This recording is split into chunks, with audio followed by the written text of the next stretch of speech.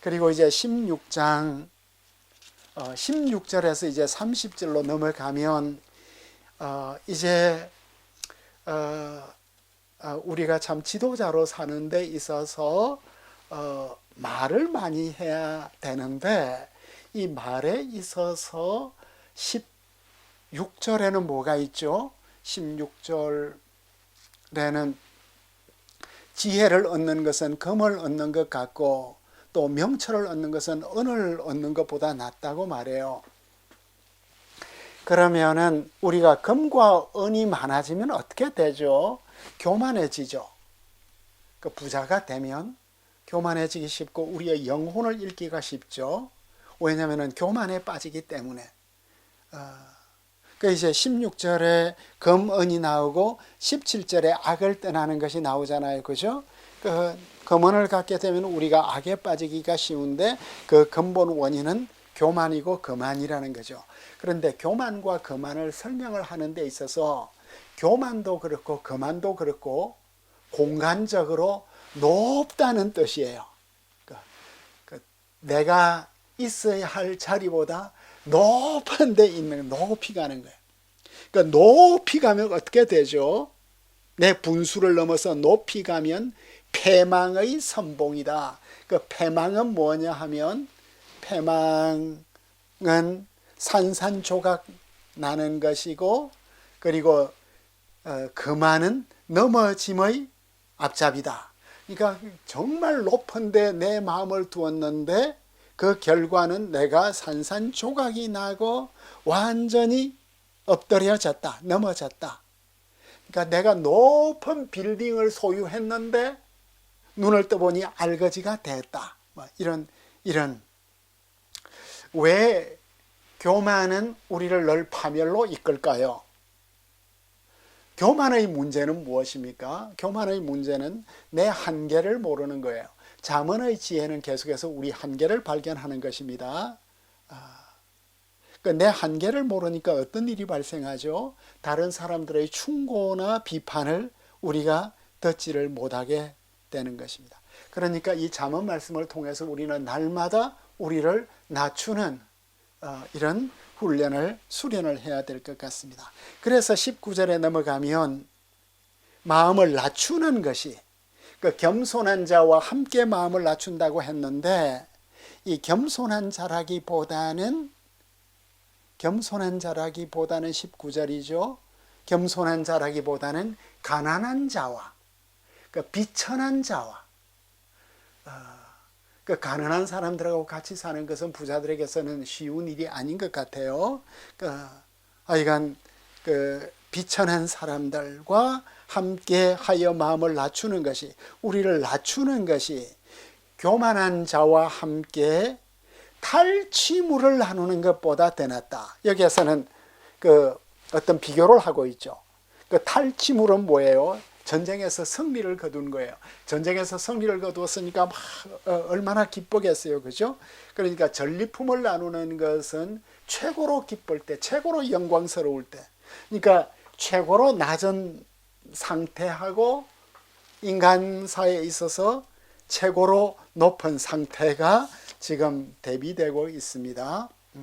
그리고 이제 결국 전쟁에서 승리를 하게 되면 어떤 일이 벌어지죠? 모든 게 다 내 공로가 되죠. 내 전공이고 내 기여고, 우리가 이제 그 창립 멤버가 될 때 빠지기 쉬운 함정이 있지 않습니까? 이 회사를 내가 어떻게 길렀는데 하는 이런 문제에 빠질 수 있죠. 그래서 교만과 겸손, 교회가 좋은 건 뭐죠? 교회가, 저희 선생님 하비 칸이 늘 하신 말씀 가운데 하나가 그 교회가 너무 중산층이 될 때 위험하다. 그 중산층 클래스만 우리 교회에 모이니까, 그러니까 교회는 늘 자신의 마음을 낮추는, 그러니까 낮은 자들과의 연대성을 늘 도모해야 한다 하는 것을 우리가 생각할 수 있겠습니다. 22절은 명철함이 생명의 샘이 된다고 하는데 요 생명의 샘은 조금 있다가 한 번 더 나오기 때문에 넘어가도록 하겠습니다. 그 대신에 24절로 넘어가면 이제는 지혜자의 신중한 말이 요청이 되는데, 우리의 선한 말은 무엇과 같은가? 꿀송이 같다. 그래서 마음에 달다. 그러니까 달다 하는 이게 마톡인데 현대 히브리어에서 이제 사탕이나 달콤한 건 전부 마톡이 되겠습니다. 그 선한 말씀은 달콤하다. 그런데 약이 된다. 그 약은 사실 쓴 것인데 선한 말씀은 달콤하다는 이런 역사를 우리에게 보여주고 있습니다. 그 선한 말씀은 내용과 형식이 모두 좋은 것이겠죠. 그것은 꿀이 마치 벌집에서 뚝뚝 떨어지는 것과 같다고 볼 수가 있겠습니다. 그와 대조되는 말이 뭐죠? 이 선한 말씀, 우리에게 꿀송이 같은 말씀. 그 잠언의 모든 말씀은 우리에게 계속해서 경고를 하니까 선한 말씀인데, 이것이 우리에게 꿀송이가 되고 이것이 우리에게 양약이 되는데, 27절을 보니까 불량한 자는 선동꾼이에요. 선동꾼. 불량한 자는 악을 꾀한다. 그 입술에는 맹렬한 불이 있다고 말하죠. 이 불량한 자, 선동꾼, 이 악을 꾀한다 할 때 이 꾀하다는 이 동사가 뭐냐면 광부가 갱도를 파다, 도굴꾼이 무덤을 파다. 그러니까 갱도를 파는 것은 굉장한 노력이죠. 어마어마한 노력이에요. 그죠? 그러니까 선동꾼들, 이 사회를 교란하는 자들, 사회를 어지럽히는 자들, 이 불량한 자들은 평소 어떤 일을 하죠? 악의 갱도를 깊이 판다.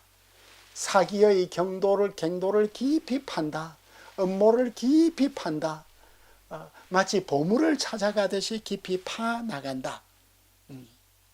온 공동체를 악의 구렁텅이에 빠뜨리기 위해서 악을 치밀하게 꾸미고 있는 모습이에요.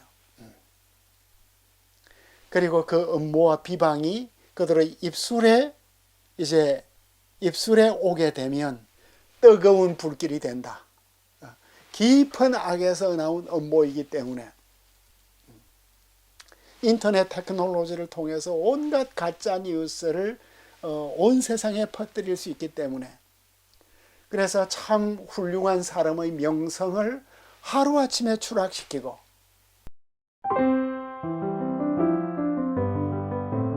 16장 31절부터 이제 새로운 말씀이 나오고 있습니다. 이게 의인의 인생이 어떠한가를 우리에게 보여주고 있는데, 16장 31절, 백발은 영화의 면류관이라 의로운 길에서 얻으리라. 백발이 나오고 있습니다.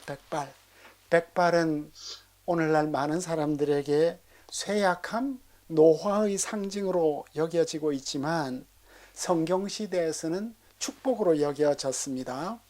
아브라함의 임종을 설명을 할 때 아브라함은 멋진 백발로 묻힐 것이다. 멋진 백발로 묻힐 것이다 라고 말하고 있습니다. 이게 이제 영어 성경에서는 buried at the ripe old age, 무르익은 노년에 너는 묻힐 것이다 라고 말을 하고 있거든요. 그러니까 백발이 흰머리가 은빛 면류관처럼 보이고 있는, 그래서 그 백발이 권위와 영광의 상징이 되고 있는 모습이 되겠습니다. 백발이 영화의 면류관이다. 의로운 길에서 얻을 것이다. 이제 이 말씀을 통해서 우리가 우리가 정말 나이가 들었을 때 우리의 모습은 어떠할까요? 우리의 몸도 쇠약해졌을 때, 그리고 우리가 임종을 하게 될 때 우리의 모습은 어떠할까요? 그 임종의 모습에 대한 그 톨키인의 반지의 제왕 이야기가 있는데, 그 아라곤의 죽음을 이렇게 묘사하는 장면이에요. 근데 이걸 이제 풀어서 본다고 하면 제가 이제 그 임종할 때 어떤 모습일까에 대해서 생각을 해보았는데, 내가 마지막 거친 숨을 쉬고 내 숨이 거쳐졌을 때 나의 얼굴에 소년의 천진함, 청년의 어떤 기상, 장년의 원숙함, 그리고 노년의 위엄과 지혜가 있을 수 있을까? 이런 그 백발의 영광을 우리가 생각을 해볼 수 있겠고, 17장 6절이 이 구절과 대꾸를 이루고 있는데, 손자는 노인의 면류관이다. 노인에 대해서 지금 이야기를 하고 있습니다. 아비는 자식의 영화다. 이제 17장으로 넘어오게 되면 1절에는 가정이 화목한 이야기가 나오죠. 가정의 화목이 나오고, 2장에는 슬기로운 종이 건면하게 일하는 모습이 나타나고, 그 다음에 3절에는 우리 마음이 진정해야 되고, 4절에는 말을 할 때는 진실해야 되고, 5절에는 가난한 자들에 대한 동정심을 가져야 하고, 이런 삶을 사는 사람에게 있어서 손자는 노년의 면류관이다. 아비는 자식의 영화다. 그러면 우리가 질문을 한다고 하면, 우리가 노년이 되었을 때 나의 영광이 무엇일까? 앞에서는 나의 백발이 의로운 그 삶을 살았을 때 내 얼굴과 내 전체적인 모습이 나의 영광이었는데, 영광이라는 것은 뭐냐 하면 우리의 힘과 우리의 지혜와 우리의 지식과 우리의 어떤 자비와 우리의 내면이 있는 그대로 나타나는 게 영광이에요.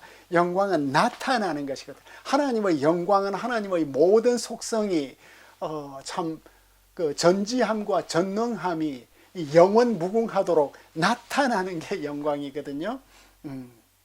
그래서 이 노년의 영광을 앞에서는 백발로 이야기를 했는데, 여기에서는 손자가 우리의 면류관이다. 그리고 아버지가 자식의 영광이다. 그러면은 나의 면류관은 우리의 손자들이 되겠습니다. 그죠? 왜 여기에서 이 면류관이라는 것은 특별한 뜻이 있는 것 같아요. 우리는 지금 참 손주가 귀한 시대를 살고 있는데, 손자들이 태어나면 인생을 새로 사는 것 같아요. 우리가 젊은 시절에 우리의 자녀들을 기를 때는 너무나 바쁘고, 또 자녀 키우는 것이 무엇인지도 잘 모르고, 그래서 갈등도 많았는데, 이제 손주가 태어나면 그 새로운 인생이 시작이 되는 것 같아요.